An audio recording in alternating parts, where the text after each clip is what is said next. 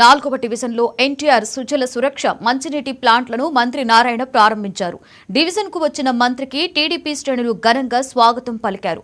₹2కే 20 లీటర్ల mineral water అందించేలా ఏర్పాటు చేసిన మంత్రి నారాయణకు స్థానికులు కృతజ్ఞతలు తెలియజేశారు. ఈ మహత్తర కార్యక్రమాన్ని వైసీపీ ప్రభుత్వం ఆపేసిందని మంత్రి మండిపడ్డారు.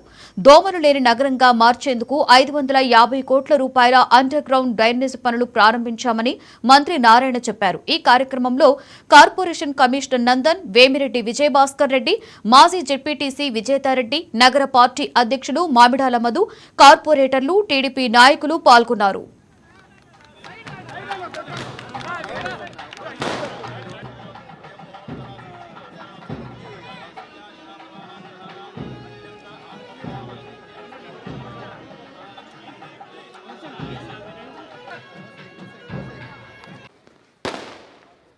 మరియు 4 ఈ 2 డివిజన్లలో ఎన్టీఆర్ సుజల కార్యక్రమాన్ని ప్రారంభించడం జరిగింది. ఇది ఇప్పటిది కాదు, 2014-19లోనే 6 లక్షల లీటర్లు ఎన్టీఆర్ సుజల వాటర్ని ఇవ్వాలని 3 మదర్ ప్లాంట్స్, ఒక 120 చిన్న ప్లాంట్లకు ప్లాన్ చేసి దాదాపు ₹2,75,00,000 కూడా ఖర్చు పెట్టాం.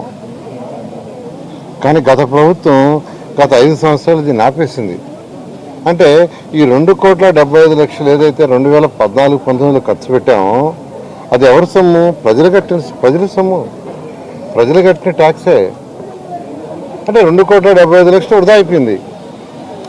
అయితే మళ్ళీ ఈ ప్రభుత్వం రాగానే, ఈ ఎన్డీఏ ప్రభుత్వం రాగానే ఆ ఎన్టీఆర్ సుజల పథకం 6 లక్షల లీటర్లని యాక్చువల్గా టేకప్ చేసాం. ఆల్రెడీ 2 లక్షలు వాళ్ళు మదర్ ట్యాంక్స్ యాక్చువల్గా రెడీ చేసేసారు. ఇంకొక 1 లక్ష కూడా త్వరలో చేయబోతున్నారు. నెల్లూరు సిటీలో 60 ప్లాంట్లు పెడుతున్నారు. ఈరోజు 4వ వార్డులో ఏదైతే పెట్టామో అలాంటి ప్లాంట్ 40.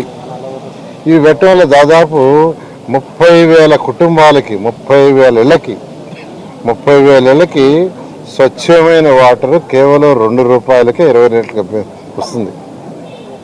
₹2కి 20 లీటర్లు వచ్చే విధంగా ఆ రోజు ముఖ్యమంత్రి గారు నారా చంద్రబాబు నాయుడు గారు డిజైన్ చేస్తే గత ప్రభుత్వం ప్రజలకు అన్యాయం చేసింది.